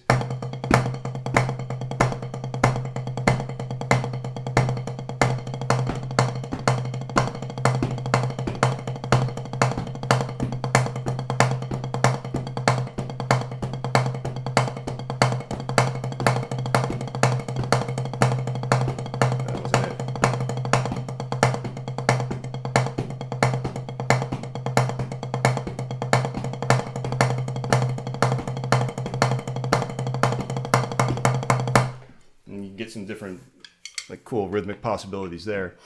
I think I kind of screwed the second transition up, but hopefully you get the idea. Questions. This is a good time for questions. It's like we're kind of winding down here. It's definitely lots of other topics that I had, the idea of going into that we just didn't make it into, but we definitely covered a lot. Just thank you so much for elaborating on that a little bit more and showing some more examples. I personally love playing around with that displacement idea. Yeah, me too. It's interesting, like I usually get off on the sort of the rhythmically interesting stuff as opposed to the density oriented things. That's probably just because I just don't play all that stuff anymore. So I don't really care if I don't know how to play a grandma or like something. Any other questions? I just have something like pretty, I guess, selfish and drum set related, but I noticed that you have a double pedal hooked up to your practice kit over there. So yeah, is that correct? That's my DW machine engineered like that. It's a super expensive like boutique pedal that I got, and ended up just using it as my practice pedal rather than my main pedal. I use an Iron Cobra for my main pedal. So I have the most expensive pedal on the market, just about. This is $1,000 for this double pedal, and it comes out of the box like looking like a Apple packaging. It's just like golden rays of light shine out of the box, and it's all like sparkly and new. But I just it's just a nice practice thing. So I've got a little, I think it's a Gibraltar kick pad thing, and I use the plastic attachments, the plastic beaters for maximum just articulation. And I mostly just play heel down, and that's been my pandemic project, is my feet. So I've taught myself to play heel down, which I previously didn't, and I don't play heel down usually, but practicing that way a bunch has just been the absolute best thing I could have done for my feet. So my feet are better than they ever have been. I mean, I'm not Thomas Lang, or I'm not going to be playing that kind of music, but like just being able to play heel down, being able to play dynamically on the kick drum has been really awesome. So that pedal, that fancy, way too expensive pedal, has been kind of a good excuse for me to make sure I keep practicing, because it's like the darn thing was so pricey. Yeah. Do you find that it's easier to achieve like a greater dynamic range by increasing your lower like dynamic capabilities with heel down as opposed to with heel up? Oh yeah. Do you feel like it's easier to play softer heel down? For sure. Yeah. I mean, that's the whole argument, right? It's like heel down is, that's, if you're in a coffee shop and you're playing a jazz gig, the Thunderfoot technique is probably not the best approach. Playing heel down and playing dynamically on a drum that has some tone. The other nice thing about heel down technique, and just, now my heel up technique, I can choose to let the beater off, or I can bury it, and I have my head tuned right at that spot where it's just tight enough where I can get some tone out of it, which is I like, but I can also bury it if I need to. So that's been really nice, just to have more tuning possibilities, because your technique gives you more options. So you can play off the head or you can play into the head. So that's been a big pandemic project for me, and it's like it's definitely bearing fruit. I'm having a lot of fun just having a foot that like can do what I tell it. When I tell it to do that thing. So that's Yeah. been fun. Thank you for talking about that. Yeah. Anybody else? I mean, first of all, I'm not even gonna question why that's $1,000 double foot pedal, but I also just wanted to really say thank you. Like it's really just been a great experience. There's a lot of new things I've been exposed to that like I think kind of go out of the norm of even a lot of like this is my signature technique thing that just very like not like what's a good way to put it? I think a lot of it just comes from drum set stuff, and since I haven't like explored it yet, it's pretty interesting. Also, if I could ask one little favor, would you be able to at some point take like 5 minutes and just look up Devin Garza on Instagram and just like a post or something? I know he'll freak out. He'll be very happy about it. Look up Devin Garza on Instagram. Yes, Devin Garza. Who is this? That's my teacher. He teaches also high school. He was like won INE 2014 and stuff. He's like not like the most well known, but he's like whenever I talk to him, he's always like, I love Murray Gusseck. And I was like, oh, there's a clinic, that'd be cool. And I would imagine he'd be very excited just to see a little like Murray Gusseck like your post or something like that. Yeah, he's on staff at Crossman right now. Yeah, I just got a job there. Yeah, I wonder if I'd recognize him. I've been out of the game for a while, but yeah, I wonder is he? How old is he? He's 27 right now. Oh, okay. So he's a little younger. That's probably why. Yeah. Okay, I will. I'll try to make that happen for you. Thank you very much. Okay, I got a question. So when you're composing, or I guess when you were composing in the past, are you actively like thinking about these things to try to diversify your vocabulary, or are you just kind of relying on the feel that you've built up over time, like experimenting with weird things and just? I don't know. I probably it's happened all different ways. I mean, some like if you're talking about like the etudes and that kind of stuff, like a lot of that just comes because there's a problem I wanted to solve. I wasn't happy with the tools we had, and so I have to, in this same conversation, I have to just say that, Ralph Hardiman, basically changed my life in this regard, because he was the reason I went to Vanguard, because his writing was just so groovy, and so I loved his take on. I just loved the way he felt about music and the way he expressed that through his writing. So I always just wanted to play Ralph's music. That was just, I didn't care what else happened. It's like, I'm just going to go wherever that guy is. And, he was at Vanguard, and I had a teacher that also had marched in Vanguard. So we were kind of steeped in that tradition. But when in 1990, I was a third year member, and Ralph basically encouraged me.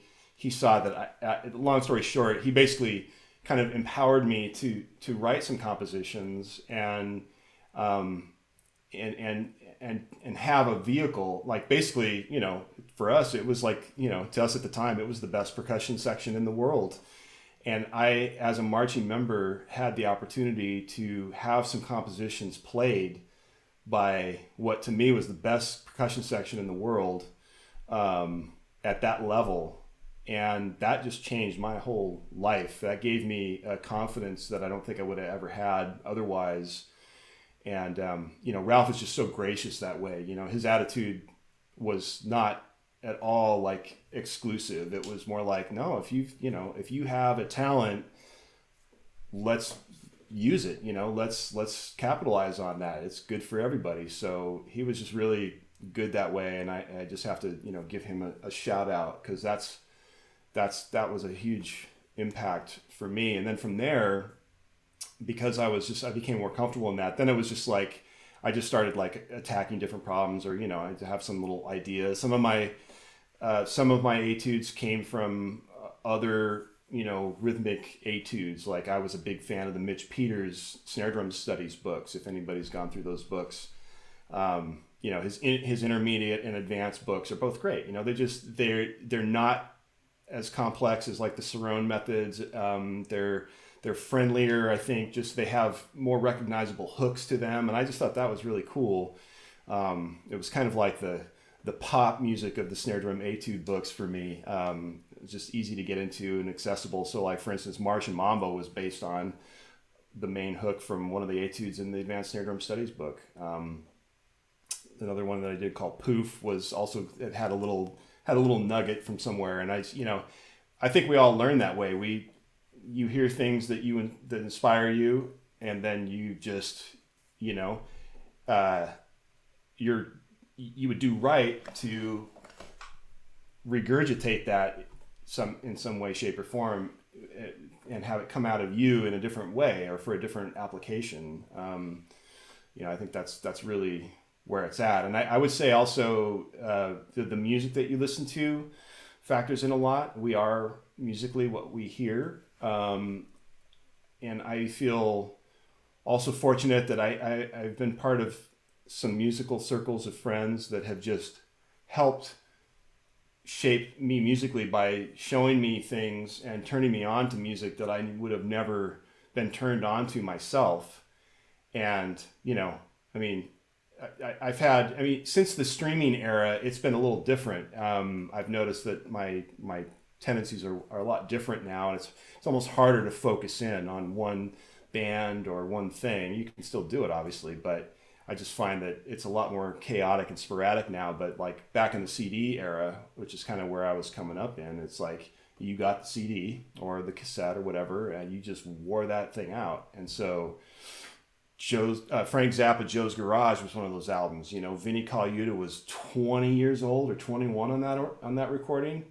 Drum set players, if you don't know this recording, listen to that and think 21 years old, something like that.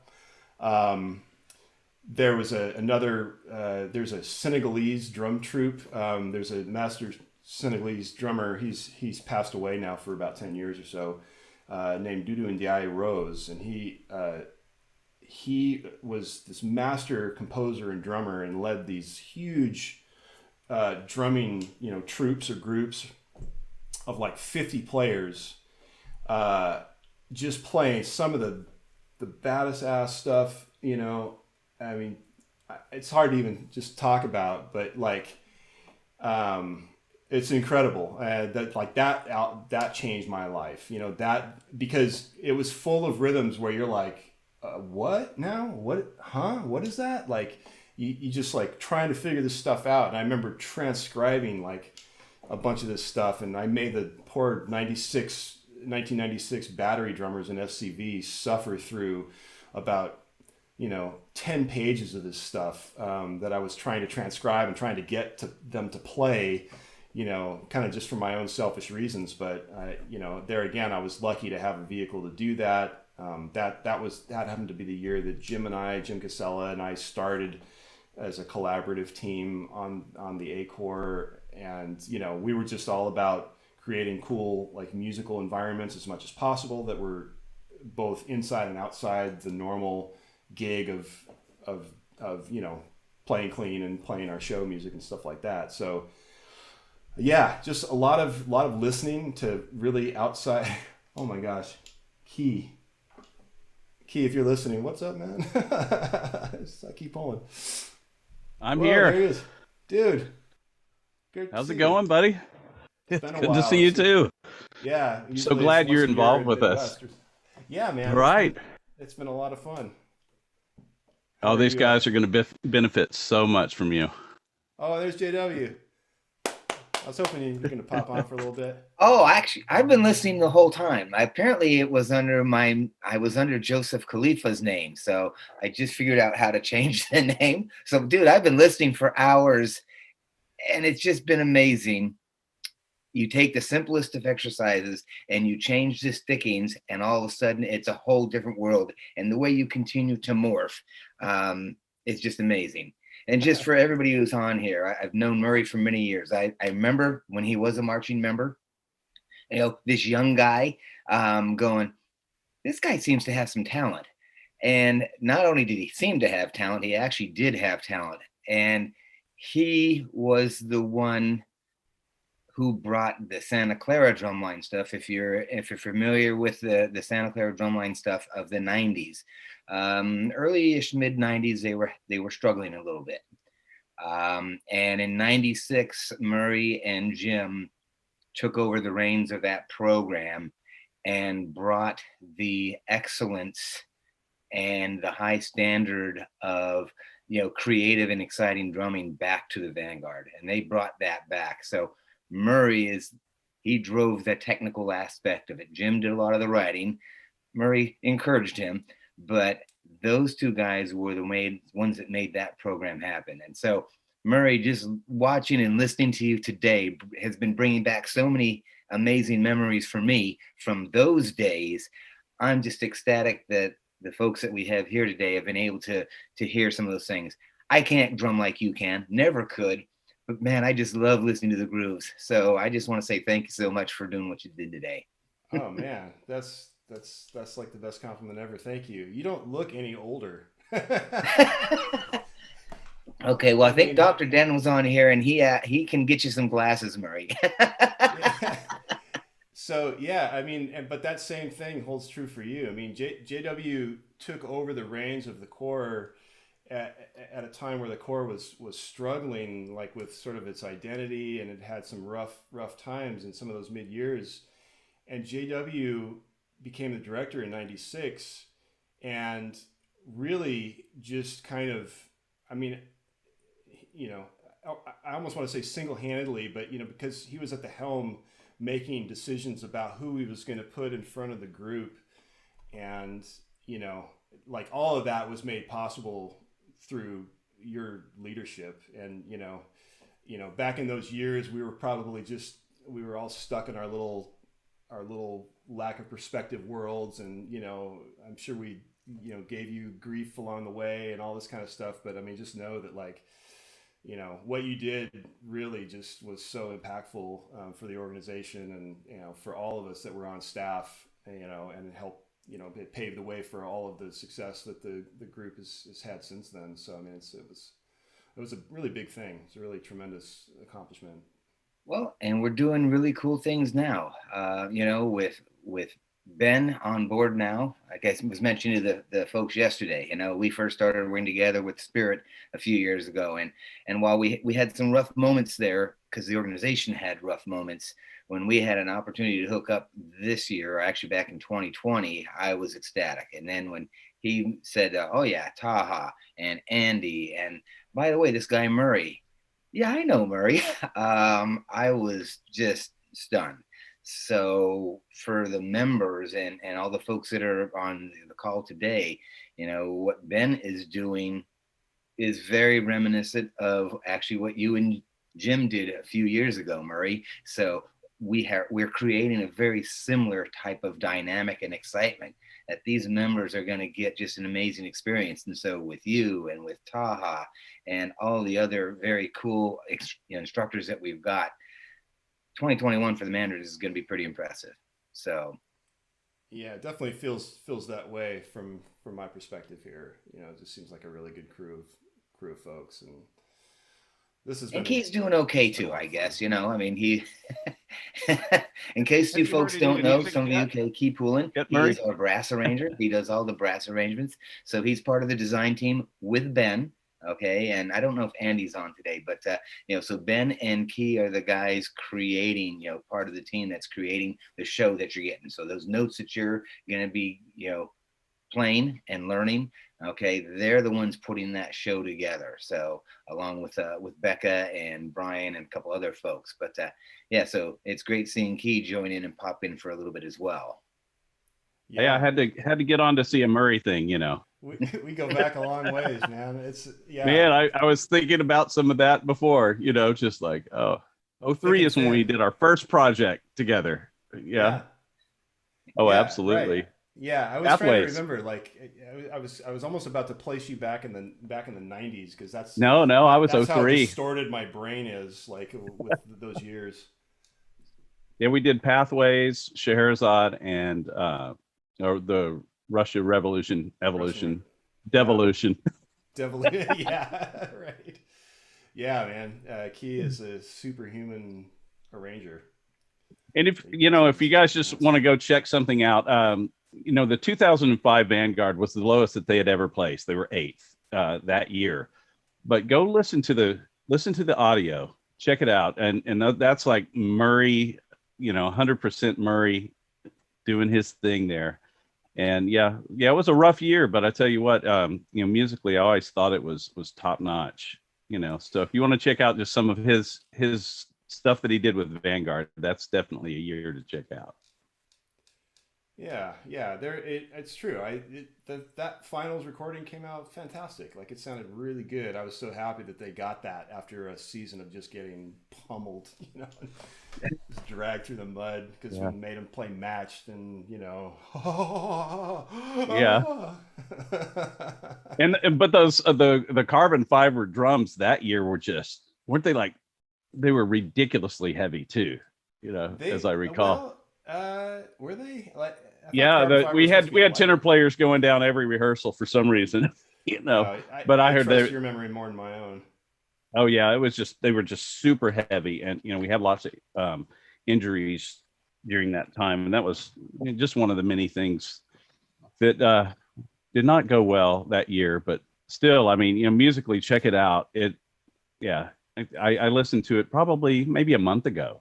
Just happened to be, scrolling through, and it's like, oh, let me check this out. And we forget how, with all of the intense work that we had to put into that, and just, it was obstacle after obstacle all the way along, but it turned out pretty great.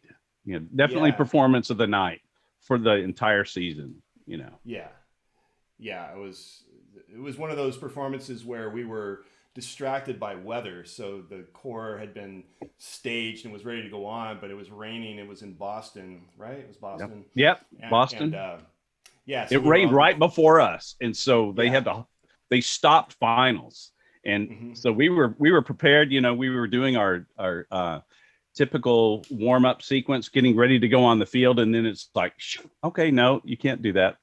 So what? 20-30 minutes later, we were able to go on. And the group at that point did not care. It was just like, we've had, this season is over. Like, I don't care what really happens. And they just went out and just smoked it. Like, it was just one of those magical, like the photon torpedo went right into at the right angle and went all the way down and blew up the Death Star. It was awesome. And it was one of those things where, I think it was kind of that, I don't care, I'm going to just perform. And that's when the emotion matched the technique. A lot of times, groups will overhype. Oh yeah, I'm going to give it my extra all. Well, wait a minute, it should be the same as every rehearsal, right? If you're doing it right. But that was one of those moments where the emotional content matched all of the technical aspects. And so it was emotional and technically very, very good. So that's kind of what we strive for in every rehearsal. I would imagine if we could just make that marriage happen all year, that'd be great. We also had 6-tuplet shots in that show, which is something you can do with Match Grip. I'm happy to report. That's right. I have a question. Yeah. There's one last one. What was like the logic behind like going to Match Grip? Wouldn't it be very difficult? Because like you'd probably have a bunch of snare dribbers coming in like, oh, I played traditional grip my whole life, and then you're just like, oh, you're playing match, and they're just like, what? That's correct. But well, I'm just wondering why. Is there like a? Well, it's too bad we didn't start with this. It's a long sordid tale, but basically like the year before had this bonus round where the groups, what did they call that? Finals happened. Tour of Champions the week after finals that went through California. Yeah, so DCI was trying this thing where they were going to have like select groups continue to tour, and just do like exhibition shows, if I'm not mistaken. And the groups, like, they kind of commingled and they did stuff out of uniform. So it was just like a little bit more like groups getting to know other groups.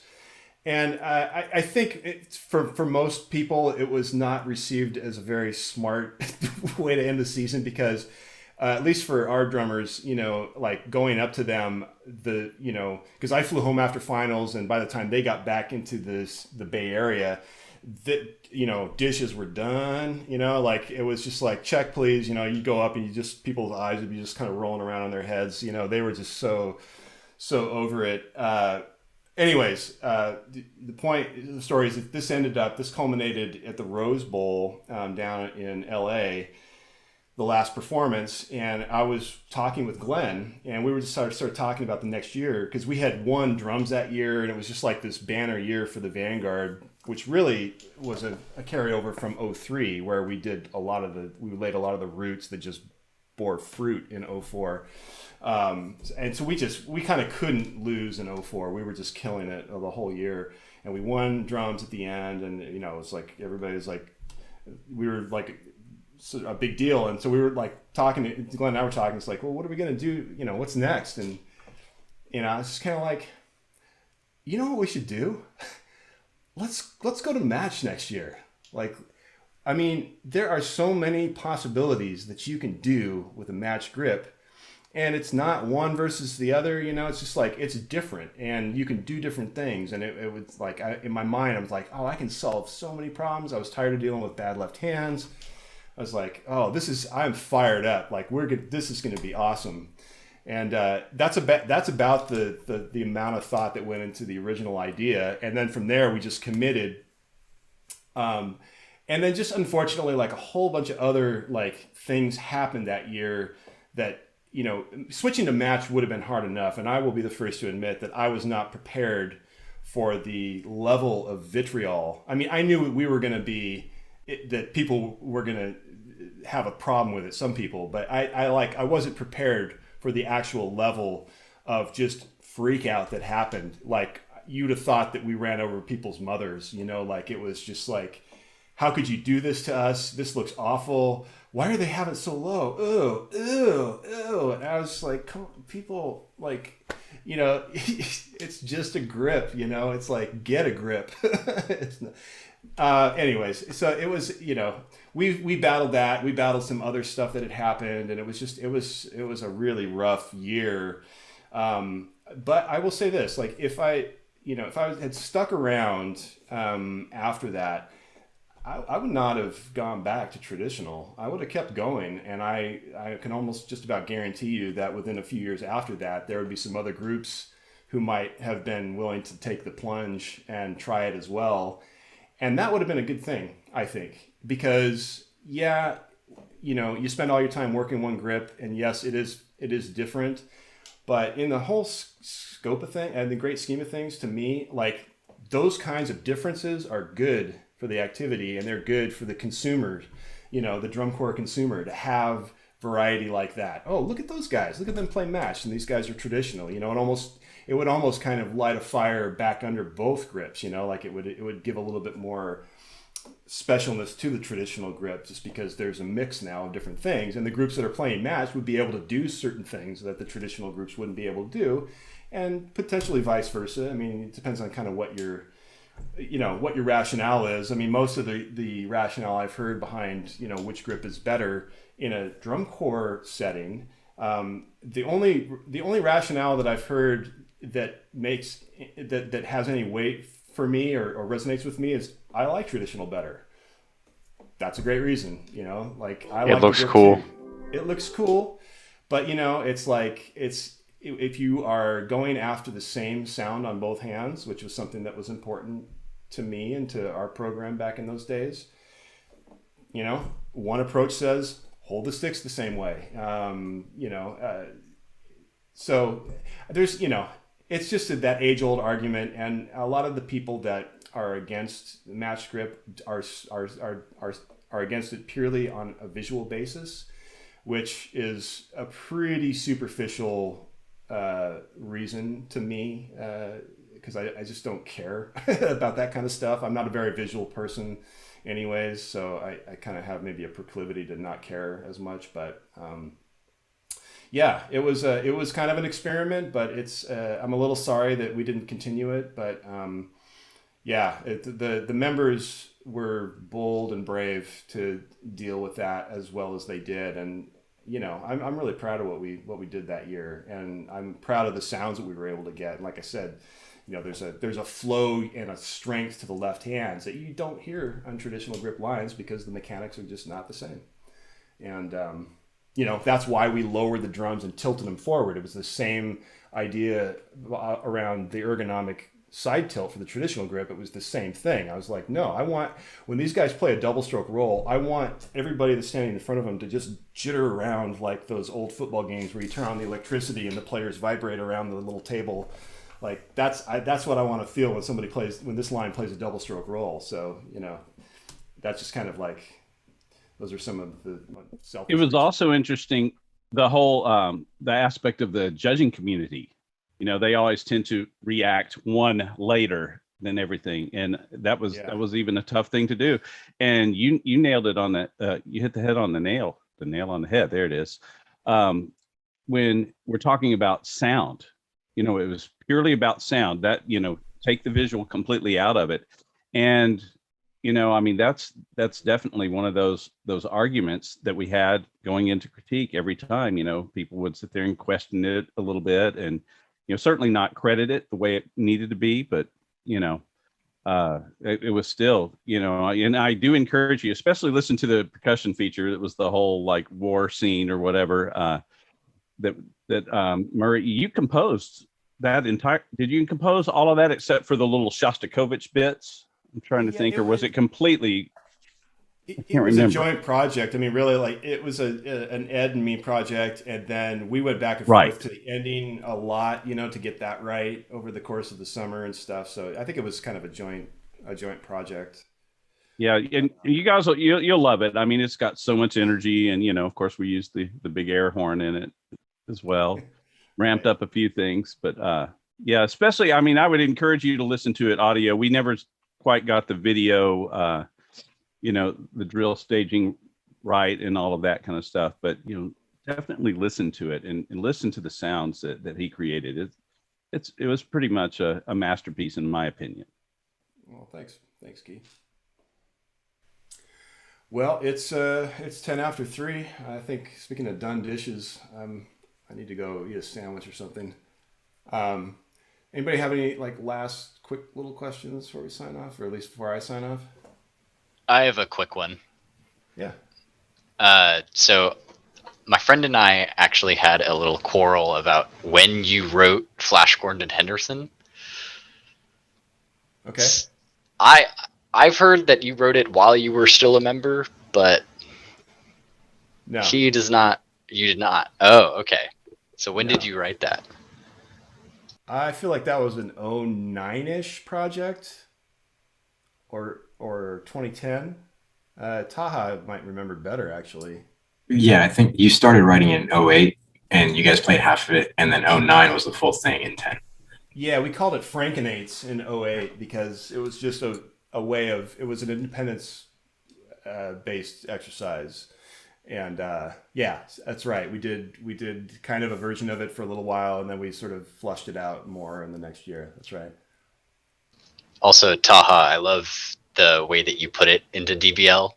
That little left-hand section with the quad splits. That was amazing. It was just what Murray said earlier. It's kind of taking what he did and regurgitating it in a different way, but giving a little shout out to everyone who's taught me before, so there's little shout outs in the whole warm-up packet to Murray and both former teachers. So if you find more of them, you'll see a lot more. If you watch the old Murray videos, you'll see a lot more shout outs in those warm-ups.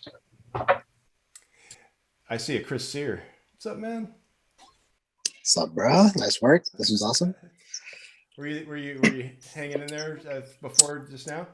Yeah, I was hanging and teaching lessons. So honestly, some of that carried over because it was really, really good. For you guys who are new, sometimes you might not get the math. Just play along with the man, and then you hear the math afterwards. That's what I figured out.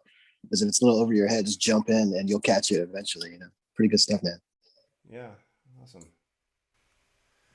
Well, cool. Well, yeah, I think I'm gonna peace out here. So yeah, it's great to see you guys. Thanks for doing this hang. It's really fun for me to do this kind of stuff because I just am a total drum nerd and like to geek out on all this stuff. And maybe we can do it again. We'll see what happens. I want to wish you guys the best with your season, and hopefully I'll see you again at some point. Whether that's in 3D or on a screen, I'm not sure, but we'll figure it out and we'll get through it together, and hopefully pave the road for future such happenings. So yeah, it's really great to see some cats from the past too. That was a real treat.